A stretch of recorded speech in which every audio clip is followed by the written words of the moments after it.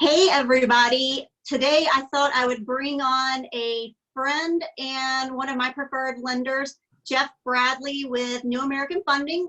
Some of my clients have talked to Jeff before and he is extremely experienced in the mortgage industry. He has a lot of years behind him. I know he and I have personally been working together in some fashion for 17 years now. And I wanted to bring him on and ask him some questions that some of you may have. So, Jeff. Hi, Alli. Hey. Thanks for having me today. You're welcome. Thanks for joining me. And I'm glad. Absolutely. It's good to see you. Yeah, it's always good to see you too. And I'm sure some people are glad to see somebody other than just my face. So I think the first question that I want to ask you is, what can you share about rates right now and the lending process for people who are thinking of purchasing right now? Good question. Obviously, typically we're going through as a country and a global economy, we're seeing some pretty drastic changes. Kind of reminisces of some things that we saw, 8-10 years ago, or I guess 2008, longer than that now, with the global crashes. But typically when the economy is not doing great and there's bad things happening in the world, the silver lining to that is interest rates typically stay fairly low. And I think we'll see a pretty good run of rates for the rest of the year, given that it's an election year. And we're probably not going to see a massive turnaround to our economy really anytime here, in the near future, meaning probably anytime this year. So for folks, whether you're a first-time buyer or maybe you're trying to move up or just make some changes in your living arrangements, you can borrow money right now at pretty darn near probably record lows, historic lows.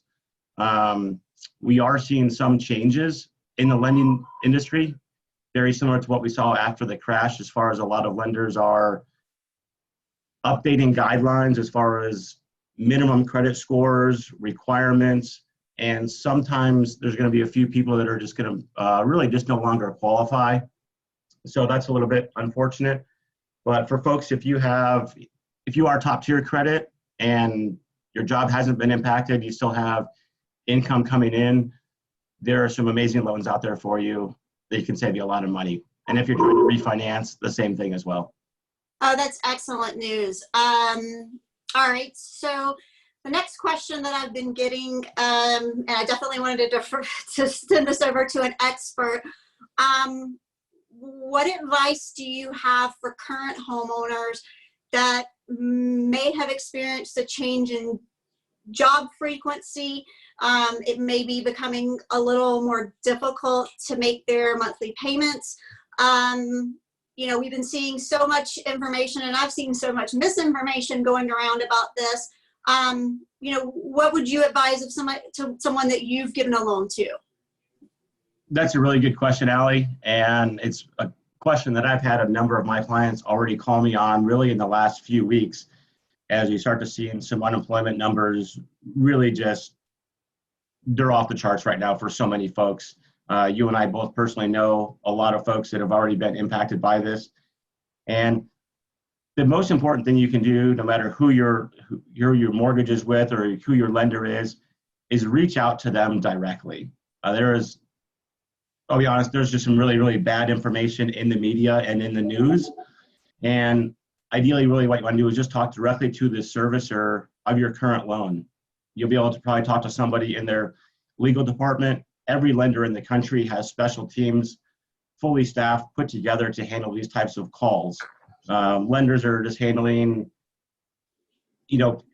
probably 10,000 calls a day when this thing first came out. And they're probably starting to tail off a little bit with that because they've been able to get some people into a little bit slight modification or some forbearance. And I'll go through and talk about and see what those differences are. But the most important thing is just talk to your lender, whoever you make your payments to right now. That's always going to be the best person to talk to.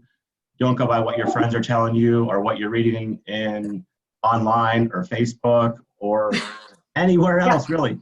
Talk to the people you owe the money to. That's going to make the most sense. So I can just speak for what my company's doing, and what we're finding is if you're having trouble making payments, and actually I'll back up here for a second. There's a lot of help and assistance out there. If your employment and income has not been impacted by COVID-19, I strongly encourage you to just keep making your payments, and I'll circle back around to that in a moment. If it is an unfortunate situation and you're starting to, feel the pinch, your reduction in hours, or maybe just straight pay cut. I've talked to a lot of clients that they still have their job, but they had to take a 40% pay cut to get through this, really with no end in sight of what that looks like. And I have a zillion friends that are musicians and service industry folks that they're not working, period. And those are the folks that immediately get hit the hardest. Most of those folks, they rely on, cash day in, day out in their pocket. And when that supply line just instantly goes away, there really isn't anything left over. So if you are in that situation, contact your lender. What my company is doing right now is we offer a couple different solutions. The first was going to be a 3-month, I'll call it a forbearance agreement. A forbearance typically says you don't have to make payments for 90 days, but at the end of your 90 days, so let's say we're in April right now. So let's say I called my mortgage company on April 1st and I said, hey, I'm not going to be able to make my mortgage payment. I'm not an essential worker. My business is shut down and I don't have any money coming in, so I don't know how I'm going to pay you. That's very much a reality for a zillion Americans right now. So what my company is doing is we're offering a 3-month forbearance program. And what the forbearance is, this means that you don't have to make payments for 3 months. Okay. But a lot of folks and what you're hearing in the media is these payments just get tacked on to the back end of your loan. And that is simply not the case. The company that I work for, we're probably the 12th largest mortgage lender in the country. We're not doing it. Neither is anybody else. So Okay. what the options are is at the end of 90 days, your 3 months, so let's call it April, May, and June mortgage payments. Come July, you have a couple options. You can repay all of those 3 payments in full, so you're now current, or you can take the next 6 months, which would be July through December, and make your regular payment plus a half a payment. So essentially you're making 6 half payments over the following 6 months, and that's going to make up for the 3 full payments that you just skipped. Okay. All of this can happen with, at least with my company, is there's no damage to your credit or anything like that. That was going to be my next question. Yeah, there's no late payments being reported. There is some, I'll call it uncertainty right now. There's just not enough information in the markets right now to know exactly how that's going to show on your credit report. Okay. It's not going to show necessarily as missed payments or late payments. It's not going to show anything like that. But sometimes if the words forbearance show up, if you try to refinance down the road, my guess, my intuition is that there's going to be some type of waiting period once you come out of that forbearance and have your loan fully paid back to current, which means making up those 3 payments that were skipped, before you may be eligible for a refinance. I don't really know what that time frame looks like right now, but I think that's something that's certainly going to be coming down the line. But we're so new into this, I don't know if all that information is really available now. At least for my part, I haven't seen anything, come through from anybody at my company really outline what that's going to look like. Okay. So if maybe that's not the number one best option, what are some other options if somebody needs to maybe lower their payment or something? If your income hasn't been impacted a whole lot, or even if it has, if you're married and maybe one spouse is out of work, a lot of folks right now with rates where they're at, if you still have income coming in and it's qualifiable, usable income, it's a great time to look at refinancing. Okay. A couple of things when you refinance, obviously you're going to save money monthly, so you're going to reduce your payment. And depending on how the timing of the refinance goes, many times you can skip 2 months worth of payments. And many loans on a refinance allow you to get up to about $2,000 cash back on your transaction without impacting your rate. And what I mean by that is if you're trying to do a debt consolidation loan or combined loans or just pull a bunch of money out for home improvement, those rates are still very, very good. But as soon as you pay off anything above and beyond the existing first mortgage for debt consolidation, home improvements, those are now, it's now considered a cash out refinance, and they're priced accordingly. They're just typically, it's a higher risk loan. There's a bean counter that every company at Fannie Mae and Freddie Mac, FHA, they know that when people pull extra cash out of their home, those loans typically have slightly higher default rates. You think about how insurance companies work with your car insurance, Sure. or home insurance. You live in an area that has a bunch of tornadoes, and even if you don't have a claim, your insurance is probably going to go up a lot every year because all the other folks that actually had claims. Right. Insurance companies are always going to win, and lenders are no different. Everyone is here to be profitable. No one's trying to, give you the raw deal or anything, but they're just simply a little bit higher risk loans, so you pay a little bit higher rate on those.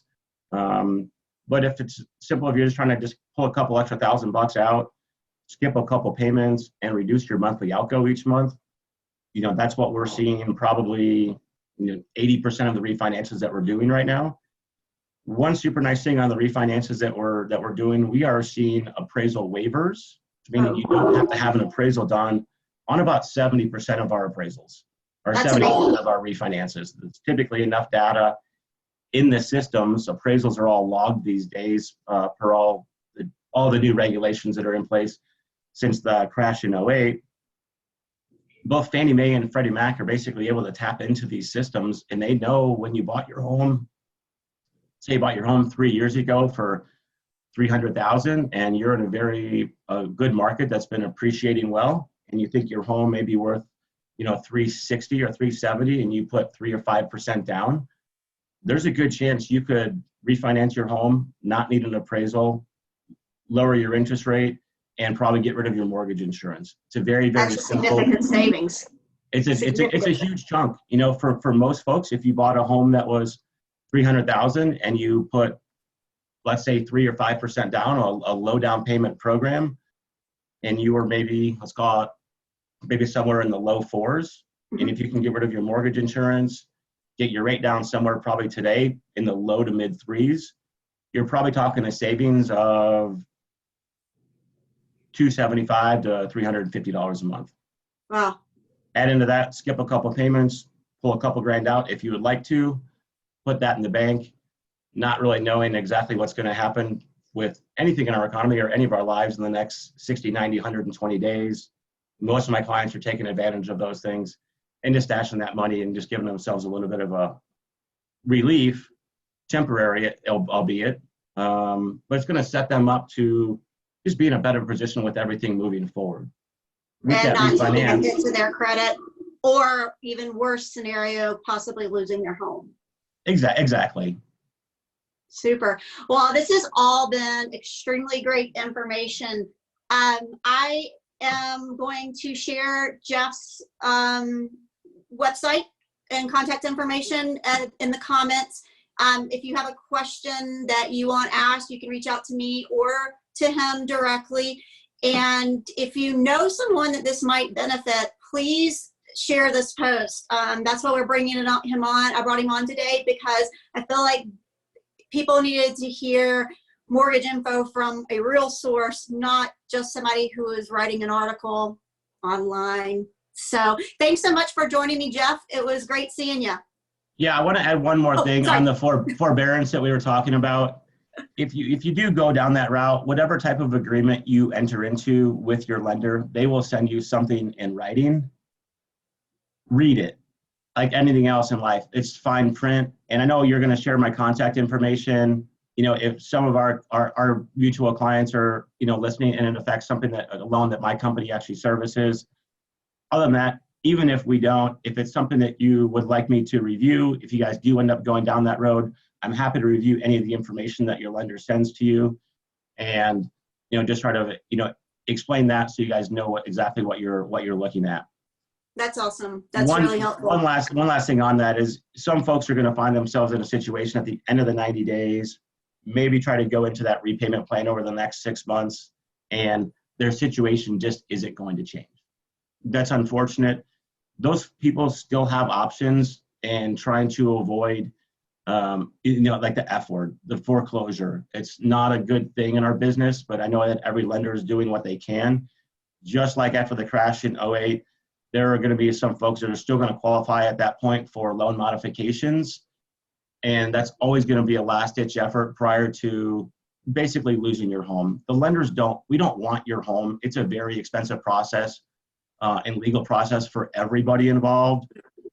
Nobody really wins in those situations. So most lenders are going to do whatever they can do to really try to keep you in the home and get some type of, long-term, payment plan put together to where you can still stay in the home. Always like to clarify, once you're in that stage, you are going to see negative impact on your credit. Those aren't, the free ride on that, free 90-day, that portion's going to be over, but at least you're still going to have options. Super. Well, again, thank you for sharing your wisdom. Thank you for also offering up your experience to people. Like I said, I'm going to share your contact information below, and if anyone has any questions, they can either reach out to me and I'll put you guys in touch, or they can reach out directly to you.